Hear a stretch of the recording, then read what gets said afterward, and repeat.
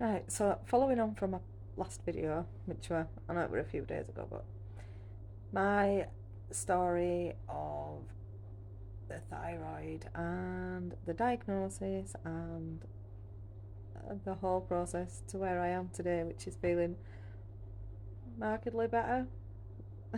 So, I got diagnosed with an overactive thyroid in January, and then after having a thyroid uptake scan, they said I had Graves' disease. So I didn't know that Graves' disease and an overactive thyroid are the same, but the overactive thyroid is a symptom of Graves' disease. Now, you can have an overactive thyroid without having Graves, but in my case, I have.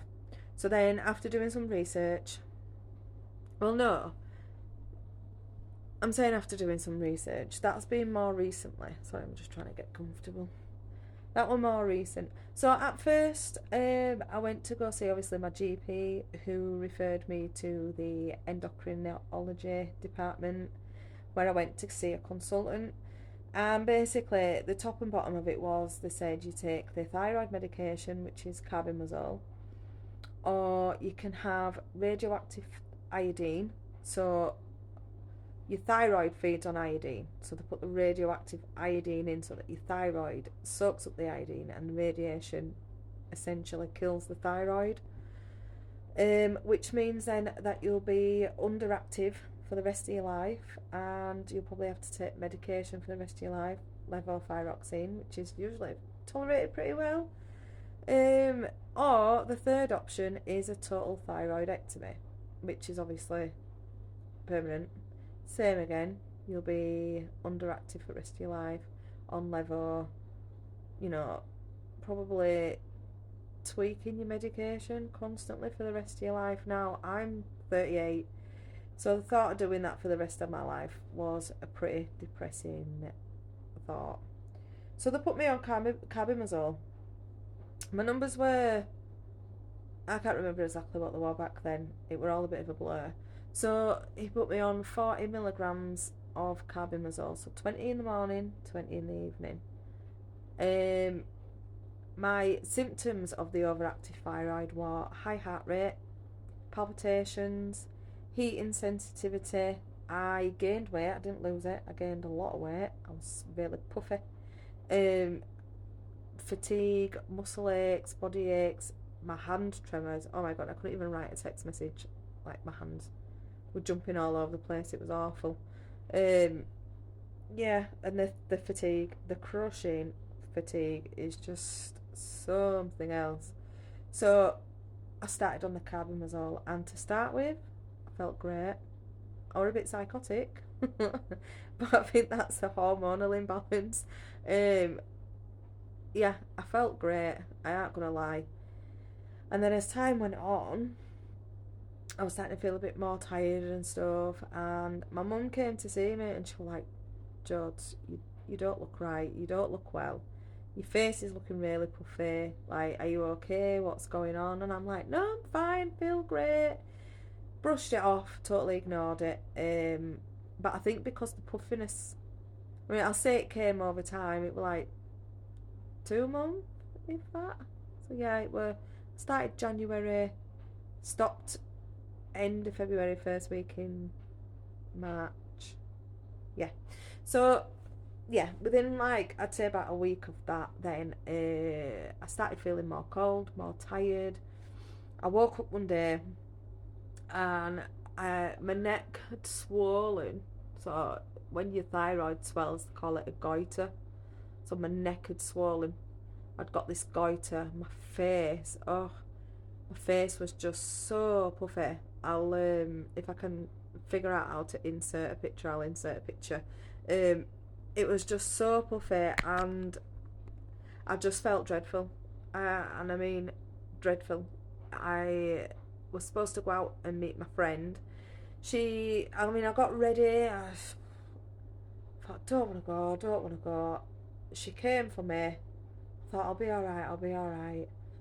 I got in the car and we set off, and literally I was like, mate, I cannot come. I just do not feel well. I felt awful. So I said, you're going to have to pull over. And I had to ring Joni, my partner, and I'm like, babe, you're going to have to come and get me. I really don't feel well. I was so weak. And I mean, I've never felt that weak before. It was, I don't know, I just felt like I was going to drop down at any minute. The goiter was pushing on my airways. Like, I didn't feel like I could breathe properly. Like, I felt like my body was shutting down. Literally shutting down.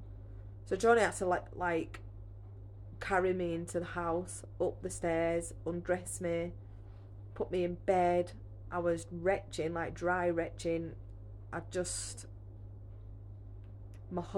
everything in my body was just off, discombobulated. Like, I just couldn't seem to gather myself together. So I slept and slept. I phoned the GP the next day, who tried to get me an emergency appointment with the endo.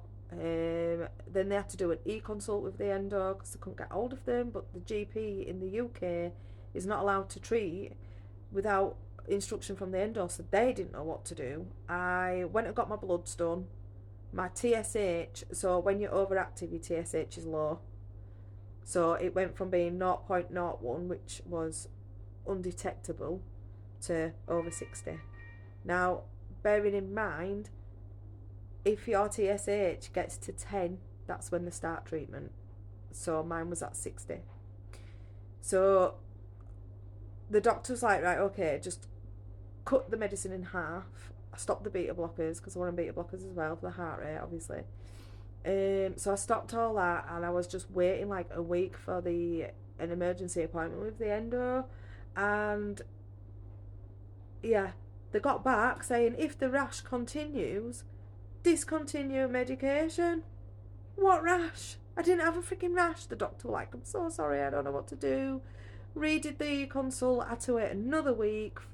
They halved the medication again. Then the doctor said you need to come off the medication like now. So I did come off. I mean, I probably should have gone to A&E, to be honest, but I just couldn't face it. I mean, I don't know if you know what the A&E is like in Bradford, but I could not face that. So I just laid there and laid there and laid there until the effects of the medicine wore off. It took about 2 or 3 weeks. I had over a month off work. I'm a student nurse. I mean, I had placement starting. I had no choice but to go back, and I just had to take day by day. I think I had 5 weeks off in total. So yeah, I mean, I felt like I was totally let down by the endocrine department in Bradford. They weren't looking after me at all. I didn't really get a follow-up. So the gist of it was, from when I started medication to finishing, my consultant left, but with no follow-up plan. And I went back to my GP, and they just prescribed that dose of carbimazole. No meds review, no nothing, no checking my bloods, no checking my levels. Like, they just did it. And so I felt like I was let down by the GP as well, to be honest, because they should have known better. Like, I know they're not endocrine, but they should know better. So yeah, the after effects of that then was severe. Like, not just the anxiety, not just feeling poorly, like my hair was falling out and everything. So I will get to that part of the journey. So you need to go to part 2 of this video.